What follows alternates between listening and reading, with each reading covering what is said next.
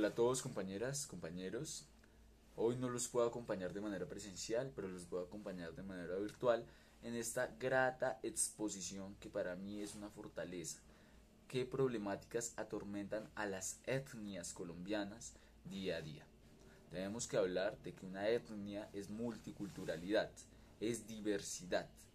Cuando entendemos estos conceptos de amar al prójimo y tener esa política del amor, vamos a aprender a respetar a estas personas y lo que contribuyen ante la sociedad. Las etnias son como ese grupo poblacional que tiene las mismas ideologías o tienen vínculos estrechos unos con los otros. Las verdaderas problemáticas que atormentan a estas personas en nuestro territorio mayoritariamente es el conflicto, y del conflicto se derivan muchas otras. El conflicto se da por tres razones simples. La primera es que los territorios ancestrales en los cuales viven estas personas son territorios ricos para la plantación de hojas como la coca, la marihuana, entre otras.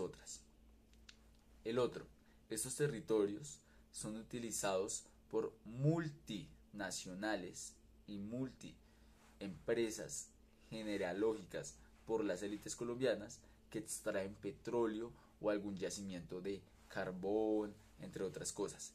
Y por último, otro generador y otro indicador de violencia es la minería ilegal. Y estos tres están vinculados con el narcotráfico y muchas veces las guerrillas actualmente existentes. ¿Qué genera esto? Que las personas se vean en la discapacidad de elegir sobre sus propios territorios y les toque desplazarse a las grandes ciudades. Cuando llegan a las grandes ciudades, estas personas son golpeadas por una crisis que para ellos es algo que jamás van a poder imaginar: la educación. Cuando tú llegas a un entorno competitivo como lo es una ciudad urbana y no tienes la educación suficiente porque el abandono estatal llegó a tu territorio, entonces tú no vas a tener la oportunidad de generar empleo o generar ingresos de manera igualitaria con las demás personas con las que estás conviviendo en un mismo territorio o en una misma ciudad, en el caso de Bogotá. ¿Qué significa esto?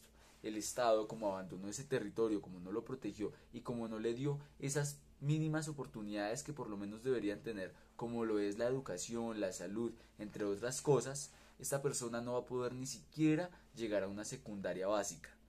¿Qué significa esto? Que como no llegan a la secundaria básica, no van a ser unas personas que contribuyan al estado de las ciudades y van a ser marginados y van a ser echados de este territorio y los van a poner al ladito, por así decirlo.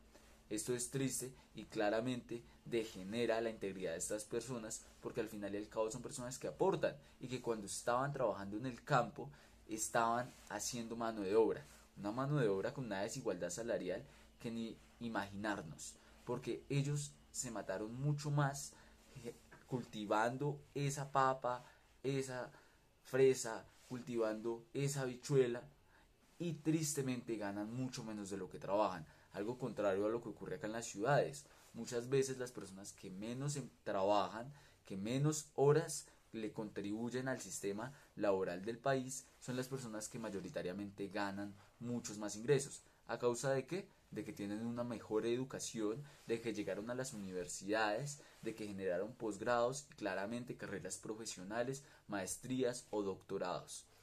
Esto significa que los indígenas tienen problemáticas de abandono estatal, los negros tienen problemáticas de abandono discriminatorio. ¿A qué significa esto?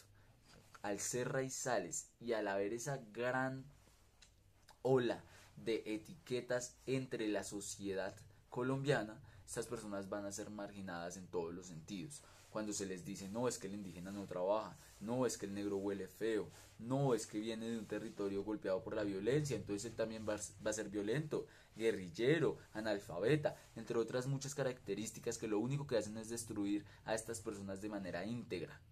La verdadera problemática que atormenta a estas personas: el Estado los abandonó, las personas los etiquetan, el analfabeta los invade y estas personas tristemente no pueden vivir su cultura y sus raíces en sus territorios. ¿Por qué? Porque son golpeados por la violencia. ¿Violencia a causa de qué? De la desigualdad esa desigualdad se vuelve en heterogeneidad salarial, y las personas que más sufren no solamente son esas personas étnicas, sino que las mujeres son las mayores consecuentes de estos hechos discriminatorios. Y cuando hablamos de discriminación, hablamos de que no pueden llegar a un territorio sanos y salvos porque van a ser etiquetados y estigmatizados por lo que las redes sociales o por lo que los medios tradicionales dicen de ellos. No podemos ser consecuentes de esto y tenemos que generar una opinión crítica, educativa y ante todo responsable. Generar pedagogía entre estas comunidades. Justamente por eso los voy a dejar con mi compañera Heidi, la cual va a dar soluciones constructivistas y ante todo soluciones en pro de los indicadores que no muestran la verdadera realidad de estas personas. Las estadísticas y los hechos científicos y las columnas de opinión verdaderamente verídicas son las que muestran la realidad en la que viven miles y miles de etnias en Colombia, que legalmente actualmente son constituyentes, y hay más de 1160 en todo el territorio nacional. Muchas gracias a todos y espero que les haya servido esta información. No seamos ignorantes, investiguemos y ante todo informémonos de la realidad que vivimos en nuestro territorio, en nuestra comunidad y en nuestro país.